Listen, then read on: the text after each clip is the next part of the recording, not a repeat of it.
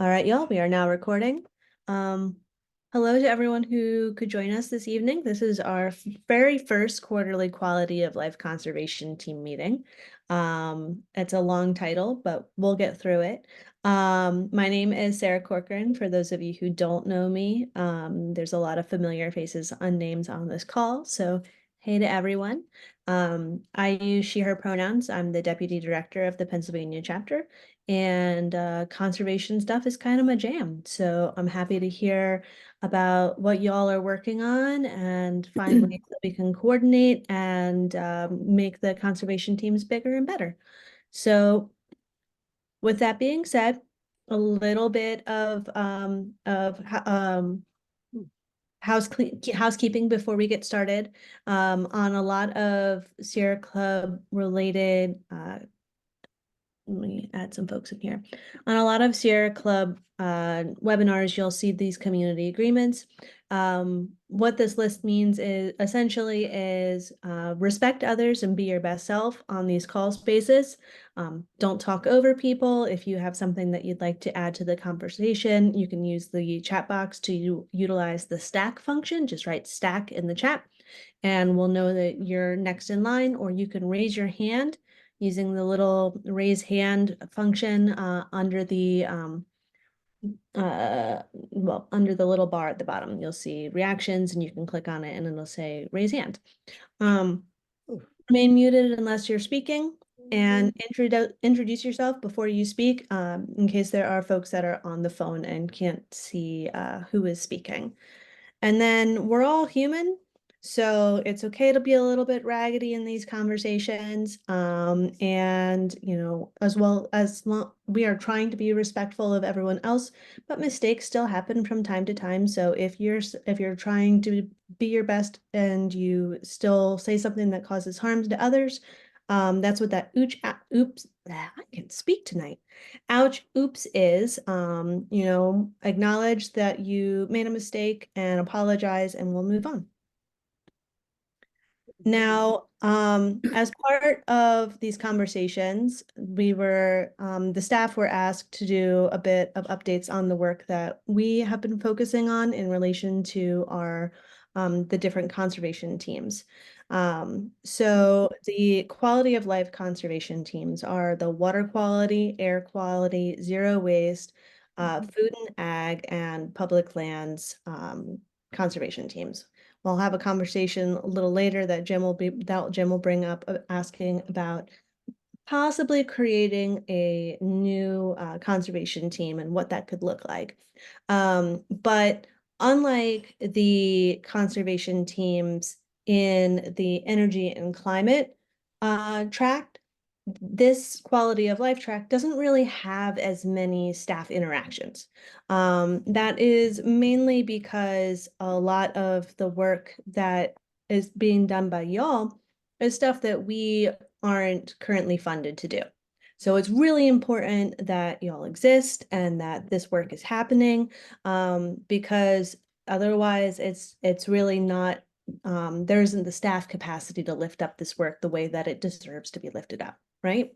But there are some staff updates to be had. There is still some work that's happening that the staff can assist with. Things that we've been kind of keeping an eye on and have been engaging with in the last couple of months. So that's what these staff updates are.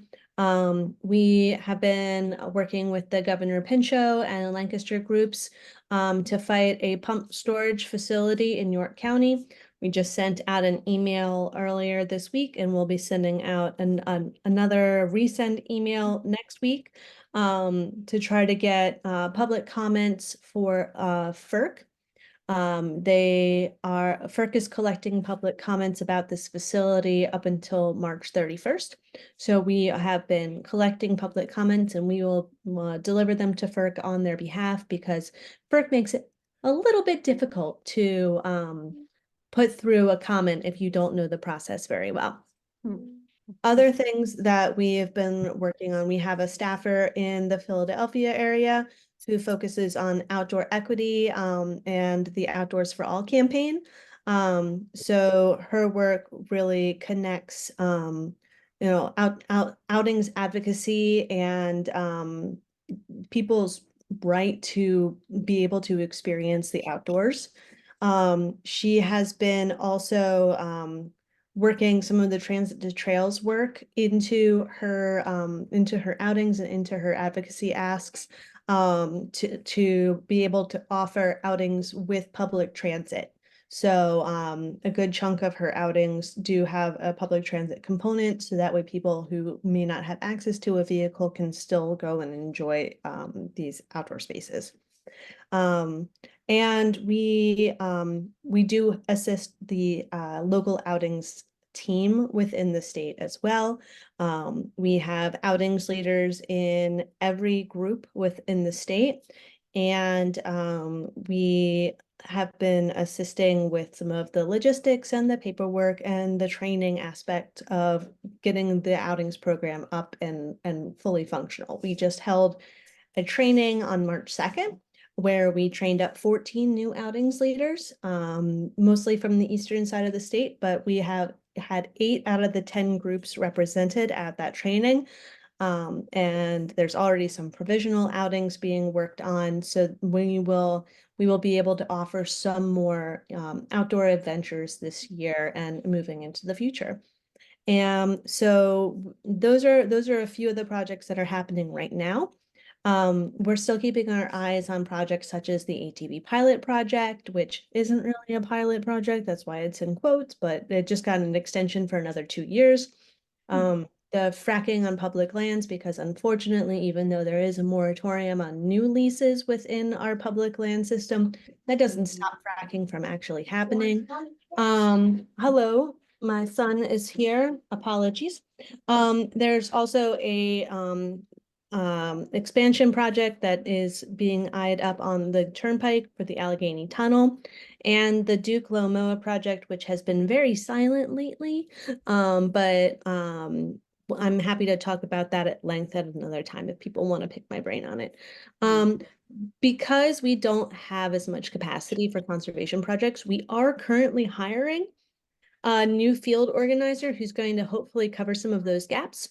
Then we are hiring a field organizer who can help out with some of the water quality work that has been lacking, thank you, within our state. So they would be looking more at like the consumptive use permits, stormwater infrastructure, and other like PFAS, things along those lines.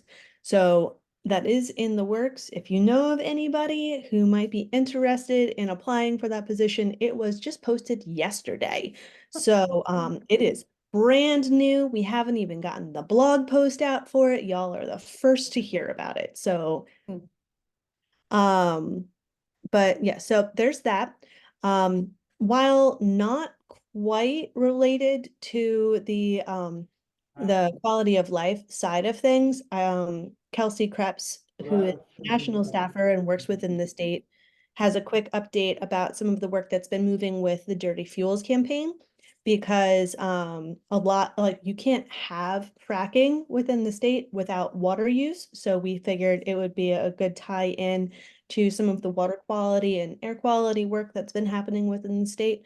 So I'm gonna stop talking for a hot second and I'll let Kelsey talk about this slide. Thanks, Sarah. Hi, y'all. Kelsey Krebs. I use she, her pronouns. I'm a senior field organizer based out of Pittsburgh, Pennsylvania. Like Sarah said, doing a lot more of your gas related and dirty fuels focused work in the state.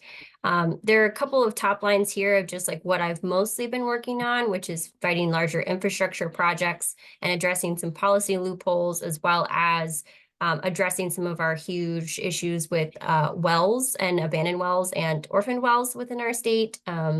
But I'm not really here to kind of go through into some of that, more so exactly how Sarah said, just talking about how the overlap with some of the focuses that y'all may or may not already be working on related to water and air quality. So we've definitely been engaging within different methane rules over the last few years, whether that's the state rules or federal rules, and as well as hazardous fracking waste, anytime. So as Sarah mentioned, with like water quality issues and concerns, and PFAS, a lot of the times where folks are finding PFAS and or these kinds of longer lasting chemicals, you're also still dealing with facilities that are taking in oil and gas waste, which is hazardous and contains radioactive materials. So just to keep that in mind, as y'all are kind of working on different priorities within different conservation teams, that there could be some overlap or there might not be, and I could potentially be a resource when it comes to particular pieces of gas infrastructure or specifically related to loopholes when it comes to waste products dealing with the industry as well. So that was a really quick overview. And Sarah, if you click through actually 2 clicks there, it'll just kind of bring in some of that conversation in a visual aspect. But yeah, I would be happy for folks to reach out. My email is there. And also I'm really excited to hear what some of the other stuff that y'all are working on as well. So that's my quick update, and I'd be happy to pass it to whoever's next, Sarah. Thank you, Kelsey. Jen wasn't able to join us this evening. She did send a bunch of different bills that are either expected to move in committee, have just been voted out of committee, or are newly introduced. So all of these bills can be found in the legislative tracker if you'd like to learn more about them, or if one really, really piques your interest, you can reach out to Jen and coordinate on ways that you can move forward with either being for or against those pieces of legislation. I'm not going to read them all out right now. I feel like that would be a lot of me talking when you can see the updates on the screen. I will also be sharing out the recording from tonight as well as a copy of the PowerPoint presentation. So you'll have access to those with the clickable links as well.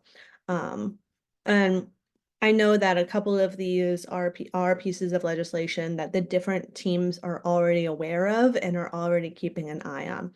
So, for example, I know that the bills by Rep. Steele at the bottom there are ones that the Public Lands team will be talking about later. So there, I don't want to go into too much, but I did want to have these as kind of like highlights of things that we are aware of and would be happy to have a conversation around in the future. But I'm gonna stop talking. The conservation teams are volunteer teams.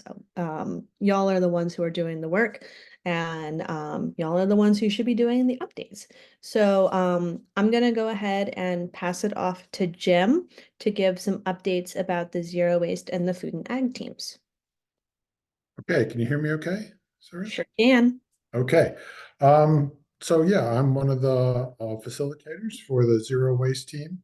And the past few meetings this year, we've been talking about, obviously, the ongoing theme is reducing plastic in our lives.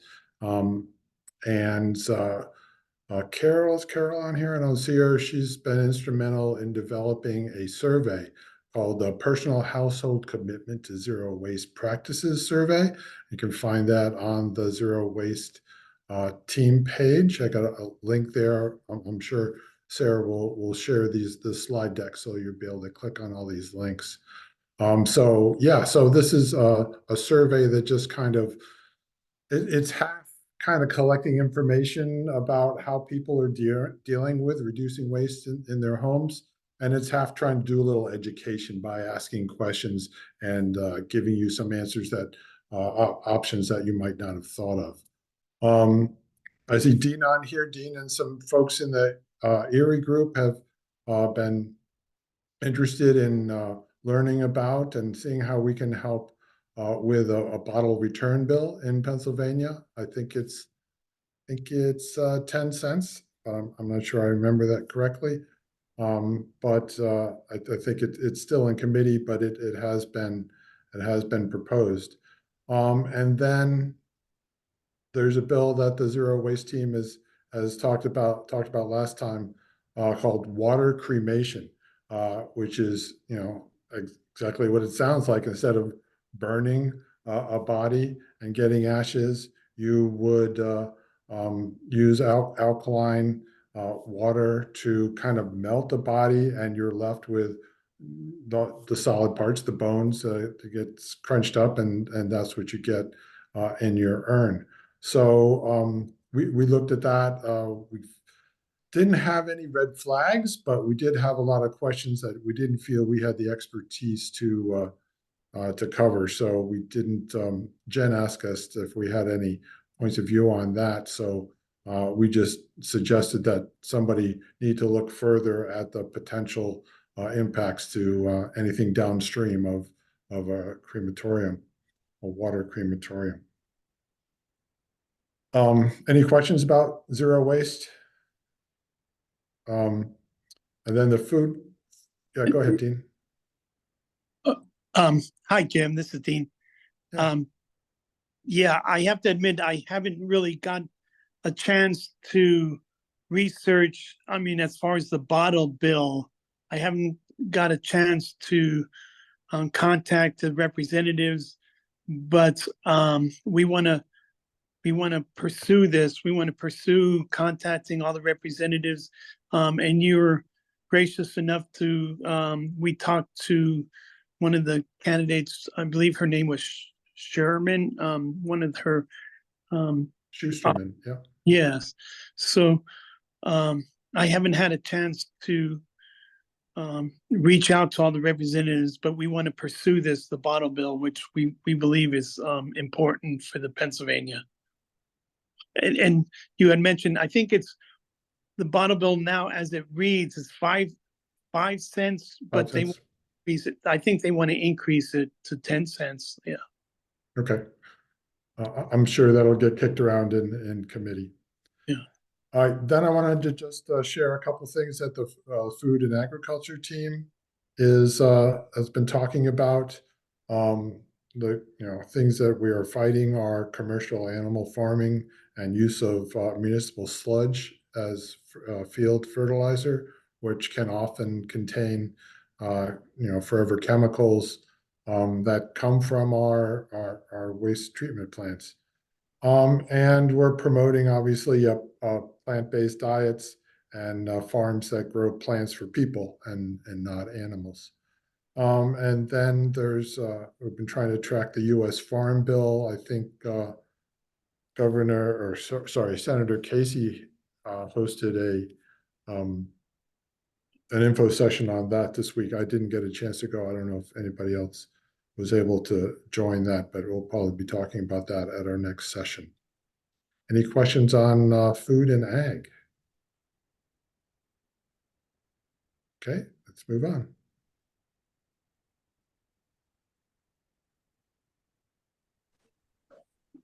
I don't know, Jim, Yeah.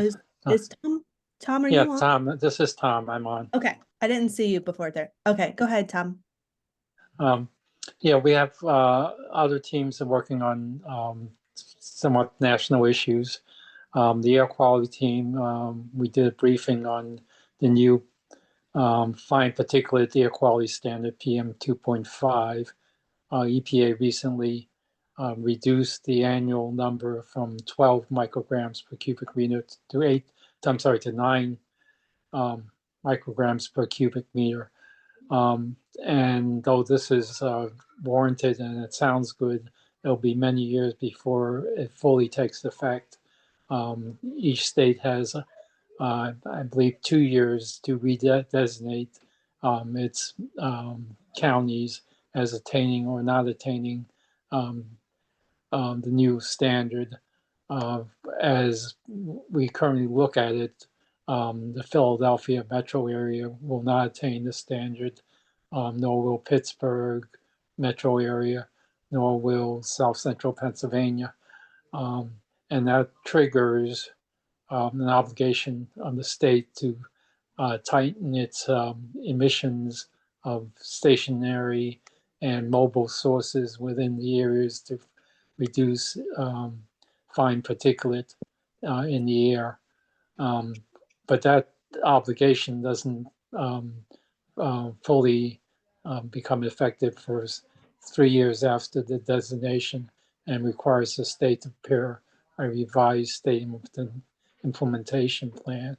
So it will probably be the year 2030 before we see the full effects of this new air quality standard in terms of reducing industrial and vehicle emissions. That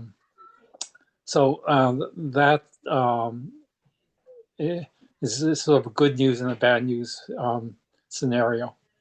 But the other thing that was recently been announced, in fact, EPA finalized the new rules for carbon emissions from cars and light duty trucks today and announced it. And it reduces by a large percentage of emissions from new cars and trucks. Now, the rule is basically imposed on manufacturers and not on consumers. And the idea is that the manufacturers can sell any mixture of polluting and non-polluting vehicles, that zero emission vehicles, as long as the average comes down to about 85 grams of carbon per mile.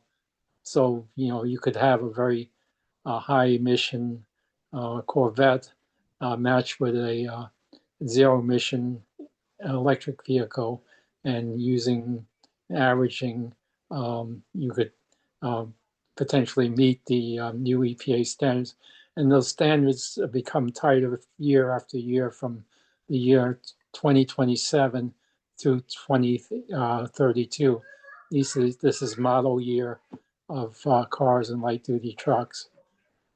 And I think the environmental community has welcomed this new rule. What I've read today is that they thought it was a lot of progress in moving America's vehicle fleet toward electric vehicles, and so that's sort of one half of the mobile emissions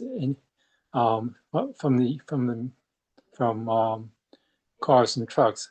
The other half of it is the advanced clean truck rules, which are also being reviewed by EPA and will be promulgated soon. And that uses the same strategy, imposes the obligation on manufacturers to manufacture a mixture of zero emission trucks, and possibly some emitting heavy duty and medium duty trucks, so that they on the whole meet a fleet standard. And what's interesting about this rule is that it's coupled with a freight corridor strategy, which EPA and Department of Transportation are working to provide the infrastructure for heavy duty trucks to charge along certain freight corridors. And Pennsylvania happens to be in the center of these freight corridors. So we will probably get first priority in terms of funding for charging stations. So this rule should be announced within the next couple of months, and it's going to be interesting how whether Pennsylvania also takes advantage of an opportunity to move the target date forward somewhat, like New York and other states, Maryland, have done. So there is a petition to the Shapiro administration to basically adopt a advanced clean truck rule that would require all trucks registered by a certain date, such as 2040, to to be zero emissions. So those are the hot air quality issues at present. On the water quality side, there are a couple. Tom, could I ask a question about Sure. that's something you said, back on the cars, emission standards, you talked about averaging. Was that averaging for the types of cars that a manufacturer sells, or for the number of cars? Like if they have 10 different types of cars, then the average of those 10 must be whatever, or if they sell 1,000 cars a year, then the average for those cars that they sell. It would be by the numbers. So Okay. so that it is. They can sell, one category of polluting vehicles, but that category, the number they sell in that category, must be balanced by zero emission vehicles in another category. Great, thank you. And the idea is to provide some flexibility within the manufacturer to determine how they meet that target for their fleet. Other questions on the air side?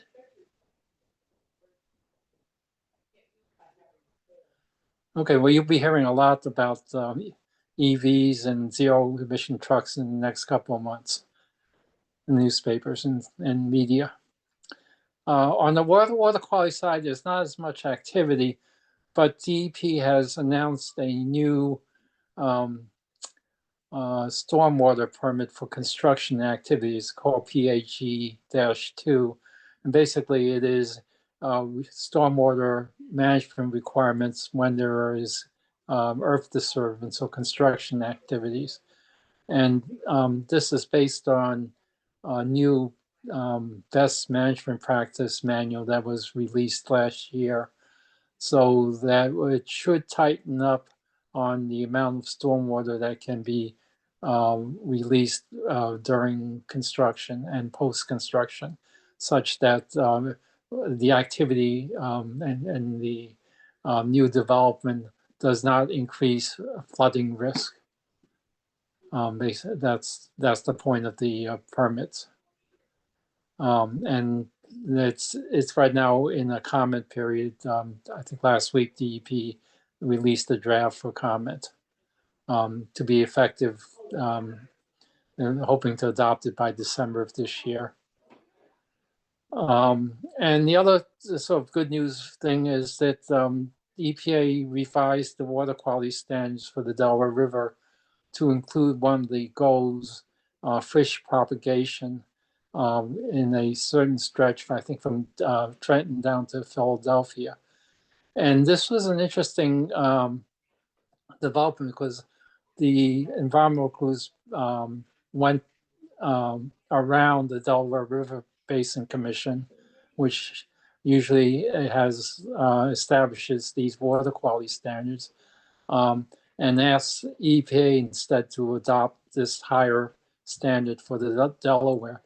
And it basically requires discharges into Delaware to take into account that we want to have migrating fish propagate in the Delaware, such as shad and other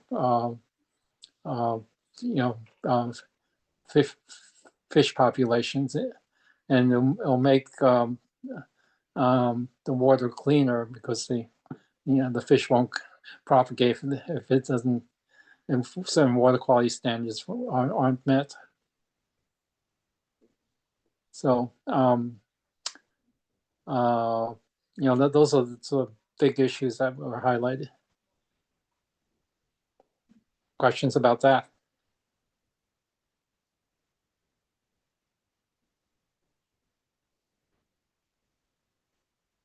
Okay.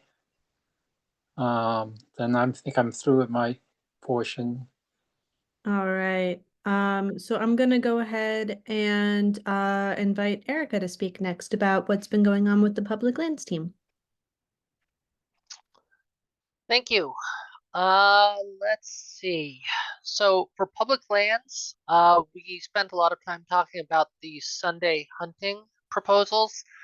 Um, and what we found is that white-tailed deer populations here in Pennsylvania, all-time high. We don't have natural predators, and our hunting, is still limited.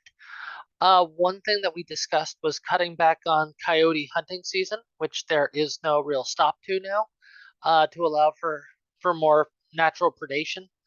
Another thing we talked about was increasing our Sunday hunting, to keep bear or to private land, like farms, private preserves, things like that. Um, if the white-tailed deer population is going to be harming farmers more, it makes sense for the farmers to open up their lands to allow for culling of the deer herd.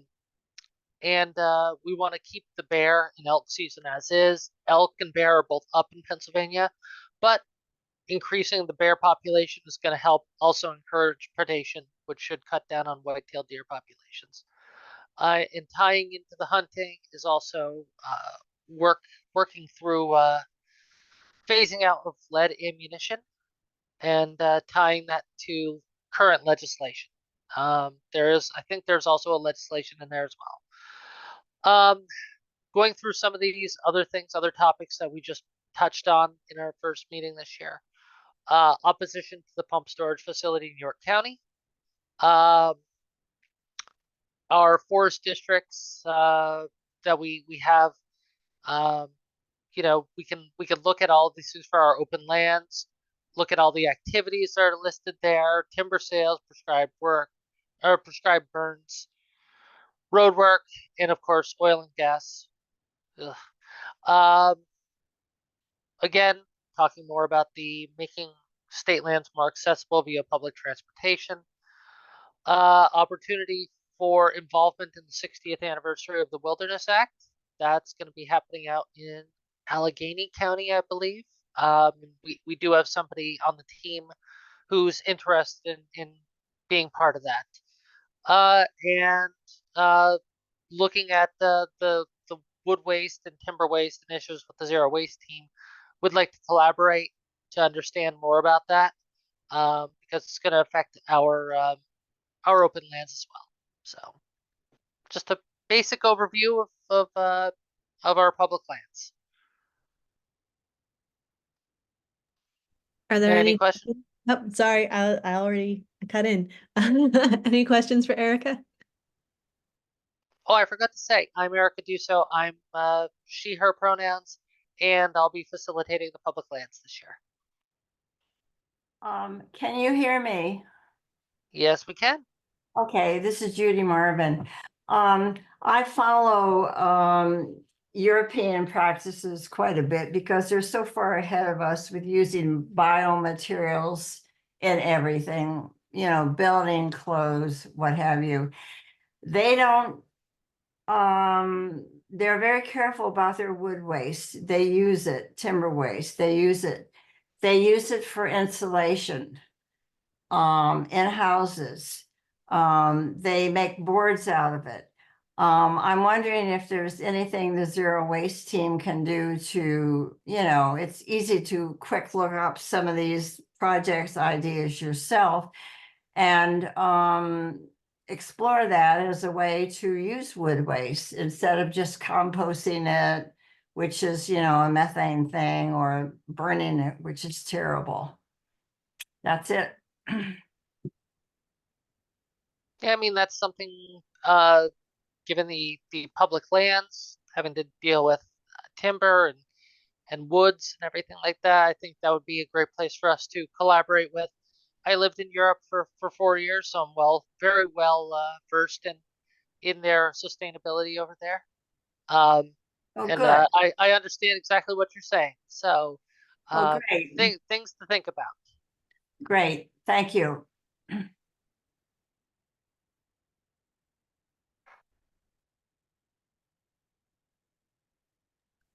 All right. And that back and forth, that's something that I would love to see more of in these quarterly conversations.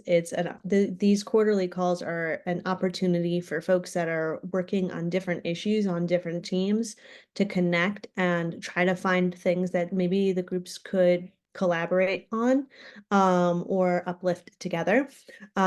So a prime example. And there will be some opportunity towards the end of the call today for y'all, like I'm gonna turn off the share, like the screen sharing, and you can just have an open floor to talk about different things that you've been working on, ways that you might be able to interact and coordinate moving forward. But as we're moving through the slide deck right now, I wanted to pop it over to Jim again, to talk about the possibility of forming 2 new teams and what y'all may think about it. So go right ahead, Jim. Thanks, Sarah. Back in January, when I sent out a survey to the conservation teams, there was a question in there about possibly forming, seeing what the interest was in forming 2 new teams, one of them being a climate education team that wouldn't so much talk about, solutions promoting clean energy, but would look, keep their school hats on and look at the scientific reports and stuff, especially as applying to Pennsylvania. And then our goal would be to keep our chapter leaders advised about these developments and maybe develop some educational materials that our local volunteers can use within their communities. And then the other team was called a sustainable development team. Kind of looking at big projects across the state and maybe developing some resources for local volunteers to use in case they want to make sure that their elected officials are making informed decisions about approving big projects or even residential development in their areas. I don't claim to be an expert on either of these topics, but I'm hoping I know we've got quite a bit of quite a number of people that said they were interested in participating, but we're still looking for somebody that would be interested in helping to facilitate these. If you are interested in either one of these teams, just give me a shout. And I'll try to, we'll talk about the overall calendar in a minute, but I'll try to get these teams started in April.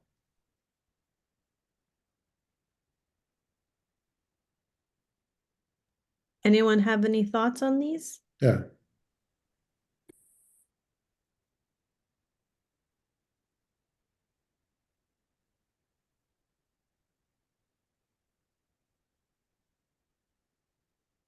Well, as Jim said, if you if you think on it and in a few days you're like, oh, that really does seem like a team that I would be interested in helping to facilitate, reach out to Jim and y'all can coordinate on trying to move forward with the new teams.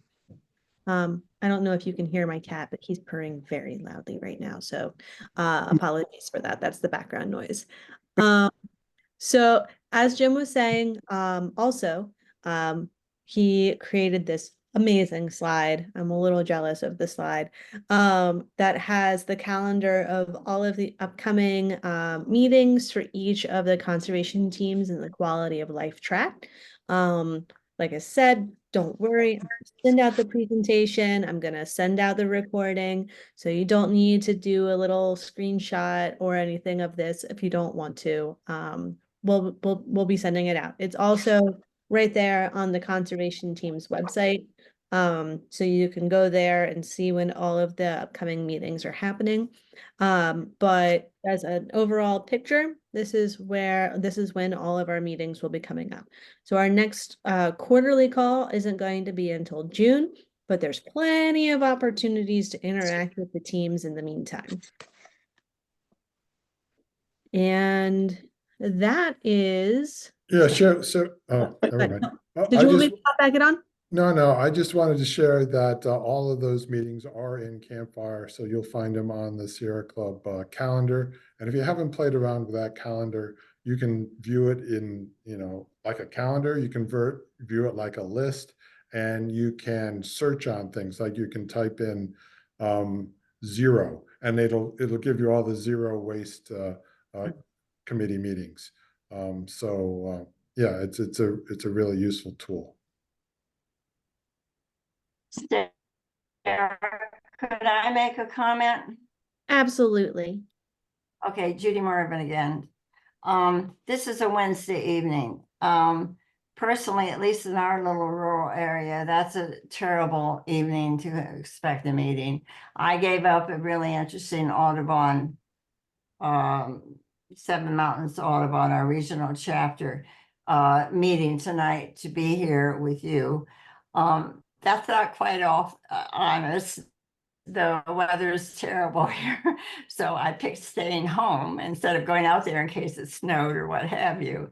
But still, if you ever wanted to attract church people in rural areas, you're picking on a church Sunday, Wednesday meeting night. So I hope you find another night to do these, like maybe a Thursday night that wouldn't conflict so much with local community events, at least in the rural area, which is an awful lot of Pennsylvania.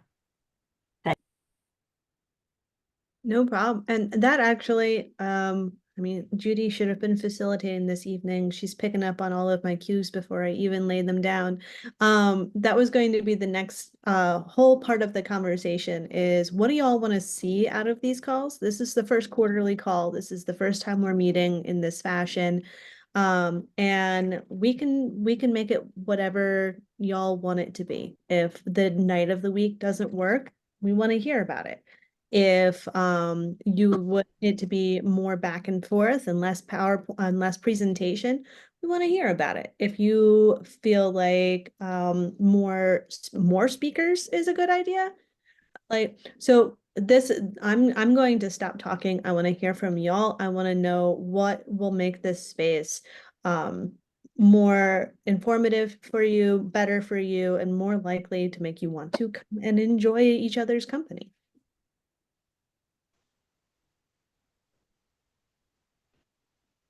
Go ahead, Erica. I saw your hand raised first. So I think one of the things that would make this great is I saw a bunch of legislation that we're posting, seeing that there's pending legislation to potentially get rid of the lead ammunition out there and stuff. I think it would be helpful to get some legislators on here for these calls. I'd love to hear from people in Harrisburg, not just in Harrisburg, but maybe local people who are doing things, public lands in their counties or things like that. Getting more speakers would be helpful for me.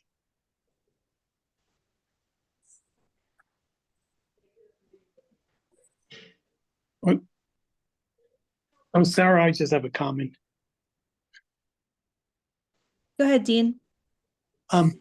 Someone had mentioned the Wilderness Act. I forget her name, but the gentleman who was responsible for implementing the Wilderness Act is from my area.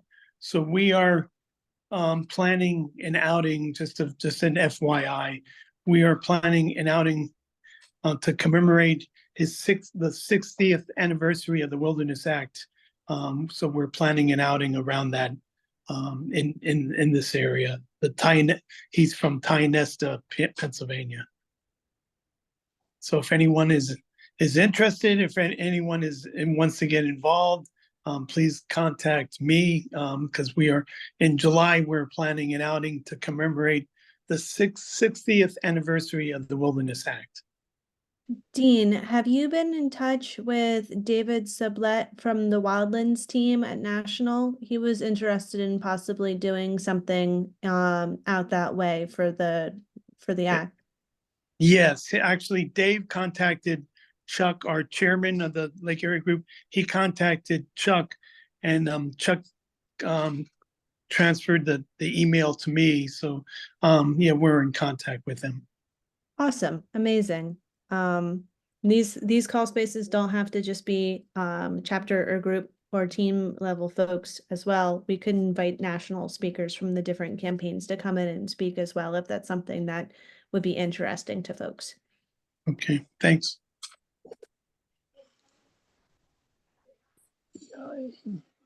This is Tom. I think if you post it on Campfire, maybe we can get more people across the state to join that outing. Okay, yes, eventually I'll put it on Campfire.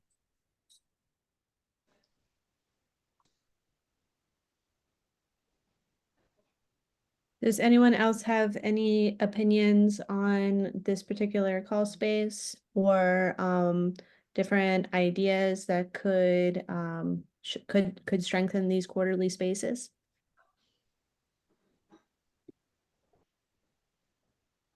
Oh, go ahead, Jim. Yeah, thanks, Erica. I like the idea of having at least once or twice during the year, having a guest speaker. Doesn't need to be elected official, would be cool. Maybe even what do you call it? A lightning round, where, tell us about your initiative in 5 minutes, and then the next one, and then the next one, and then maybe, a staffer could just come on and talk about all these bills that are trying to get out of committee within our scope. But I think also speakers from the academic community to talk about the issues at a deeper level. Might be good to do that in this space, and then maybe save 10 minutes to talk about, if not highlights from our respective teams, then maybe just talk about inter-team opportunities, coordinating opportunities that we can do in this space. That's my thoughts. That leads me into my next question. I heard, Erica and Judy talking during the team updates about possibly coordinating on wood waste. Are there any other, like inner team coordinations that y'all can think of, things that you are possibly interested in working on together across team divides, or anything that you're really interested in that a particular team is currently engaging on? What are your thoughts in regards to those types of conversations? I would welcome any kind of cross group collaboration. I mean, and not just in the quality of life. I mean, the Sunday hunting thing would probably be something we could collaborate on with people who do outdoor things like hiking and camping and stuff like that. Because if you're going to have people out there shooting at deer on Sundays now, then hikers and campers and people who do outdoor activities should probably have a say on how we use our public lands as well. Jim, that's a thought. I know that these conversations are for the conservation teams, but do you think it might be worthwhile to extend invitations to some of the other teams that are functioning within the chapter, like the outings team? Or perhaps like if there's an a really interesting article opportunity, like we could reach out to the newsletter team, have someone talk about like how to post an article in the newsletter, like trying to think through how we can interact with other volunteer teams within the chapter. Yeah, I think our next meeting, we should all connect to the Zoom with our phones, and we can talk to each other while we're hiking on a trail. That's a good idea. Well, the next Quality of Life quarterly team meeting is in June, and there's June. also something else happening in June.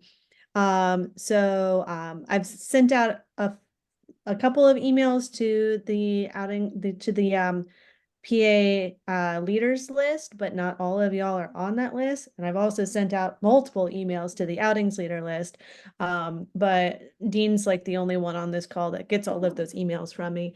But we are having a chapter outing in June at Ricketts Glen. It's the first weekend in June, and it's only open to volunteer leaders and their families. So it is not going to be an external outing open to the public. It is just an opportunity for volunteers to connect in an awesome location. And most of the outings and programming that we are currently working on creating are of a more educational background, more like training opportunities. So we're going to do like a tree identification hike and like teach people how to show other people how to identify trees. We're going to be offering a first aid training. We're going to be having conversations about the different campaigns and how we can connect our work to the work that's happening at National. But we're also doing that while hiking the Falls Trail and looking at mountain laurels. So I think it'll be a really interesting opportunity. I'm happy to send out that link to join after when I go to send out the recording. But that's something that's happening in June. It is a tent camping opportunity, but there's hotels nearby if you don't like to camp. And we've got extra gear if you want to camp, but you don't have those materials. But yes, that is happening in June. We can have these conversations while on a trail. We don't need to be on our phone while on the trail having these conversations. We could do it in person. Yes, so that is an opportunity that's coming up. But I do think that if we can have cross collaboration between everybody, that just makes the chapter stronger. We only have 5 minutes left, y'all. One more. Yeah, go for it, Judy. Okay. Jim mentioned the Farm Bill. I have the impression most people, including Sierra Clubbers, have no idea how important the Farm Bill is in terms of the conservation measures that are included. All the conservation funding that comes to Pennsylvania comes through the Farm Bill. Okay, about CREP or about I'm in CREP. I'm losing the other programs involved, but they affect water quality. They affect lots of these conservation teams that we've been talking about here. And if these different teams could coordinate on applying the pressure to Glenn Thompson, a Pennsylvanian who's chair of the Senate Food and Ag Committee, he should listen to us. We're the people who vote for him or don't vote for him to stay in office. So it's I'm sure that Senator Casey made similar statements with his talk recently. I also did not watch it or hear it, but we have a unique opportunity last year and this year to apply pressure to the man who's the Senate chair of the committee who's in charge of the Farm Bill, and if various conservation teams in Pennsylvania can get together and apply pressure on him, we're actually hitting the target there. If the chair were out in Nevada, some other state, they wouldn't listen to us. But Glenn Thompson needs to listen to us. We are his constituents, at least up here in this part of Pennsylvania where I am. Well, he's the representative. So that doesn't affect people in Philadelphia or Pittsburgh, but I think it's you mentioned the possibility of collaboration between committees, and this is an outstanding one. Thank you. Jack Miller. My representative is Glenn Thompson. This is the first year with the redistricting. My impression is that he's in a safe district, and it'll be very difficult to influence him. I did watch Senator Case the other day, and he was very positive about a lot of what's happening with the Farm Bill. Now, again, I simply don't know all the details. But he went through a bunch of programs that he felt very positive about.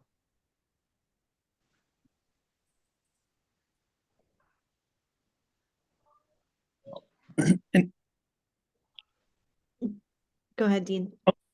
also too, I just want to mention, a quick mention, if everyone could contact their representatives regarding House Bill 1191, that's a bottle bill.